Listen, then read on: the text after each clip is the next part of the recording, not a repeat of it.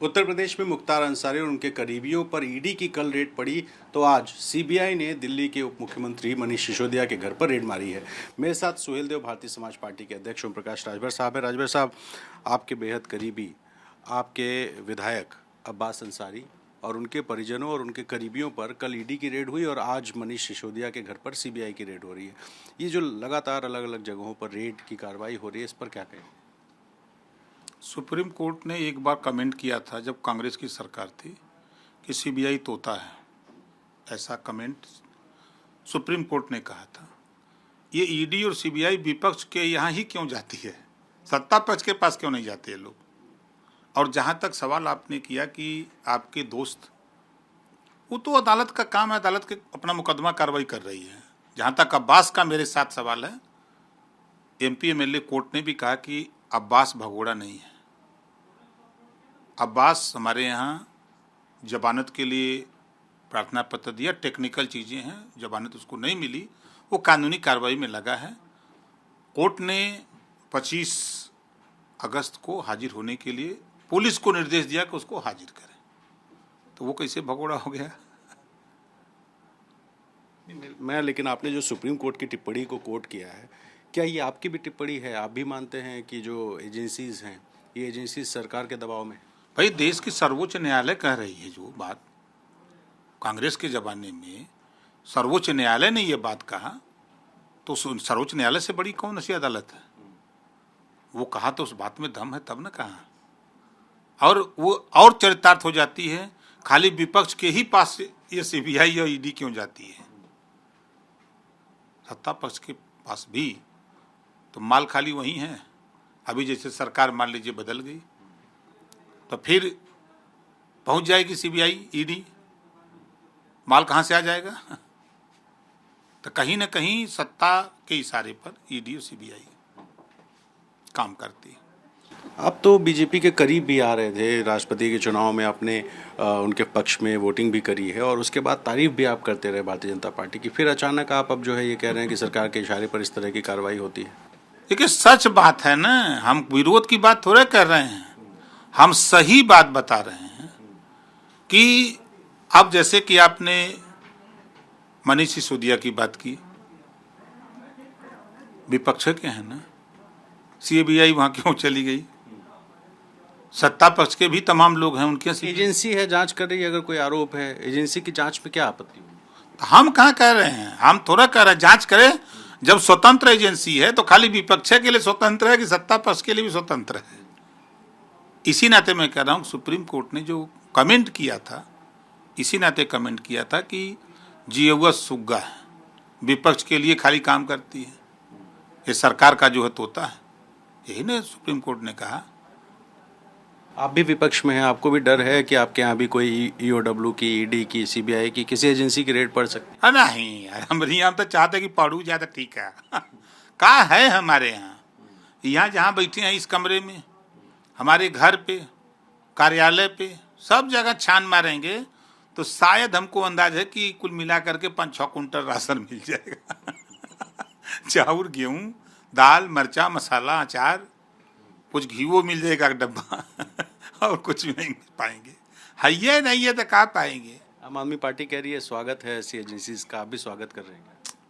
नहीं, हम स्वागत इस नाते करें, जब हमारे पास कुछ है ये नहीं है, हम उस क्राइटेरिया में अइबे नहीं करते हैं, तो फिर चाहे सीबीआई आवे, चाहे ईडी आवे, चाहे कोनो एजेंसी आवे, उसे क्या डर है?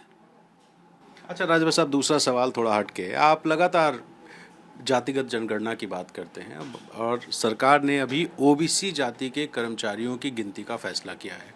जो भी 10 सालों में नियुक्तियां हुई हैं, कितने पद बाकी हैं, कितने स्वीकृत हैं, कितने काम कर रहे हैं, सरकार का ये जो फैसला है, क्या आपको लगता है कि जातिगत जनगणना की जो मांग है, उस मांग में एक कदम सरकार आगे बढ़ी है? देखिए, ये हाई कोर्ट का फैसला है, हम आपको दिखावें, ये अखबार में का समाचार है। 4 अक्टूबर 2013 को हाई कोर्ट ने एक फैसला दिया कि पिछड़ी जाति के 27% आरक्षण में किसको कितना आरक्षण।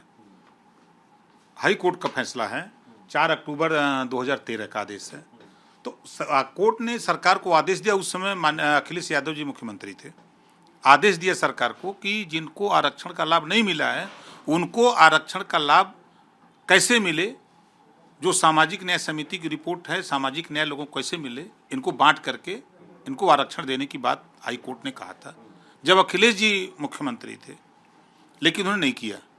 तो कोर्ट का आदेश है। आज अगर योगी जी इस बात की पहल कर रहे हैं तो हम तो उस पहल का स्वागत करते हैं भाई। हमारी तो वही डिमांड है कि भाई नाई, गोंड, पाल, प्रजापति, कुम्हार, बिंद, केवट, मल्ला, राजभर, चौहान, आर्या, कर्क, बंसी, बंजारा, बहलिया, खंघार जो वंचित है, जो रहा दुनिया अंसारी, साईं, दर्जी, फकीर, इसको भी सरकार की सुविधा मिले, रोजगार मिले, नौकरी मिले, इसके भी हिस्सेदारी, आज़ादी का जश्न इसको भी, इसके भी दरवाजे पहुंचे। जो देश से विकास की किरणें चलती हैं देश के विकास के लिए, उनके भी दरवाजे पे पहुंचे। आप ये कह रहे हैं कि ओबीसी की पहले गिनती होगी, उसके बाद ओबीसी में जितनी उपजातियां या जातियां हैं उनकी हिस्सेदारी भी तय हो जाएगी इस कदम से? नहीं, वो तो तय है। राजनाथ जी 2001 में सामाजिक न्याय समिति हुकुम सिंह जी के नेतृत्व में बनाई, रिपोर्ट तैयार, सरकार चली गई रद्दी की टोकरी में। उसी बीच खेला होने लगा, सपा बसपा, सपा बसपा।